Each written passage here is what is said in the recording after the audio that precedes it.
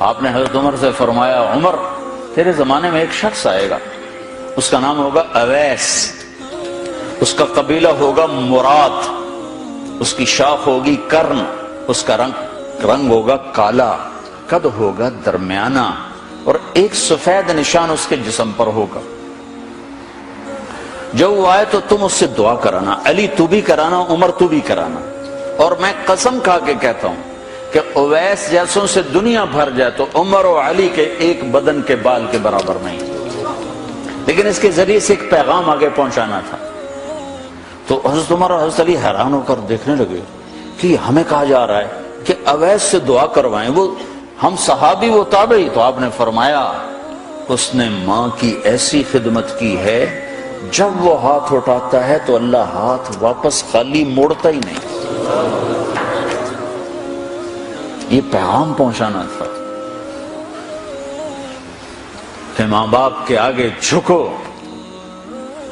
جس دیش میں آپ رہتے ہیں یہاں کام کی رفتار بہت تیز ہے، ماں باپ اگر موجود ہیں تو کم ہی کچھ نصیبوں والے ہیں جن کو کچھ اولاد کی خدمت ملتی ہے، ورنہ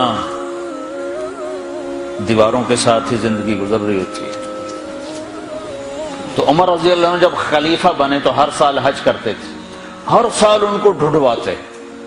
اب مجھے یہ نہیں پتا درمیان کے کوئی سال ہوں گے کہ ایک سال آپ نے حج پر سارے حاجی اکٹھے کر لیے، ایسے اپنے سامنے کا کھڑے ہو جاؤ بھائی، سب کھڑے کر لیے، کہنے لگے بیٹھ جاؤ سارے یمن والے کھڑے رہو، تو سارے بیٹھ گئے، یمنی کھڑے رہے، کہ سارے یمن والے بیٹھ جاؤ، قبیلہ مراد والے کھڑے رہو، تو سارے یمنی بیٹھ گئے، مراد والے کھڑے رہے۔ اس سال میں یمن گیا جماعت میں تو اویس کرنی کے گاؤں گیا، ان کی جگہ پیدا ہوئے، جو ان کا قبیلے کے لوگوں سے ملا، اس علاقے سے گزرا، دیکھا کہ اچھا یہاں وہ ہستی پیدا ہوئی تھی، خشک پہاڑ ہیں، بالکل خشک پہاڑ۔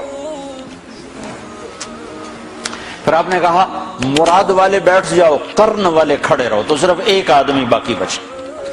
تو آپ نے اس سے پوچھا تم قرنی ہو؟ کہ جی ہاں۔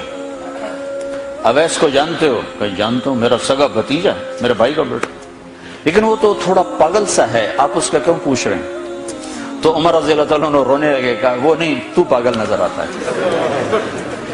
پھر آپ نے پوچھا کدھر ہے؟ آیا ہوا ہے حج میں ہے؟ کہ جی ہے۔ کدھر ہے؟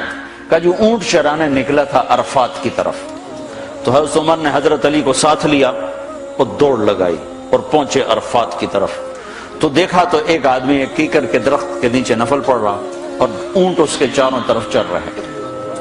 تو یہ دونوں حضرات بیٹھ گئے، تو انہوں نے اویس نے محسوس کیا کچھ آ گئے لوگ، تو انہوں نے نماز مختصر کر دی، سلام پھیرا۔ تو حضرت عمر نے پوچھا کون ہو بھائی؟ کہا جی مزدور ہوں۔ کہا تیرا نام کیا ہے؟ کہا جی اللہ کا بندہ۔ کہا بھائی ہم سارے کے بندے ہیں، میں پوچھ رہا ہوں جو نام تیری ماں نے تیرا رکھا وہ کیا ہے؟ تو وہ تو پہچانتا نہیں تھا کہ عمر کون ہے، علی کون ہے، وہ تو پہلی دفعہ حج پہ تھا۔ وہ کہنے لگا تم کون ہو میرا انٹرویو کرنے والے؟ انٹرویو تو میں اپنی طرف سے کہہ رہا ہوں، تم کون ہو میرا پوچھنے والے؟ تو حضرت علی بولے یہ امیر المومنین ہیں عمر بن خطاب اور میں ہوں علی بن ابی طالب۔ پھر وہ ایسے ایک دم گھبرائے، دونوں کو سلام کیا، میں معذرت چاہتا ہوں میں نے پہچانا نہیں۔ تو عمر رضی اللہ عنہ نے فرمایا ہاتھ اٹھا، ہاتھ اٹھا۔ برمنگم والوں کو پیغام پہنچے کہ ماں کی خدمت کیسے کی جاتی، کہ عمر جیسا ہاتھ اٹھوا رہا ہے، علی جیسا، علی جیسا۔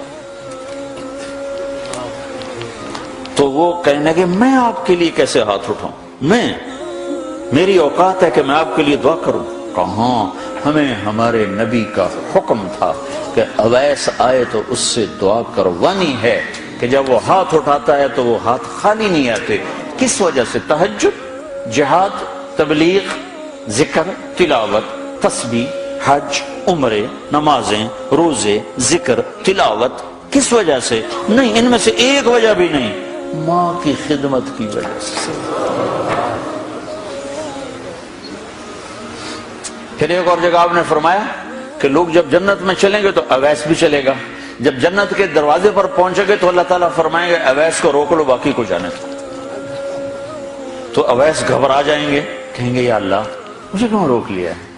تو اللہ تعالیٰ فرمائیں گے ٹھہر جاؤ، جانے دو ان کو۔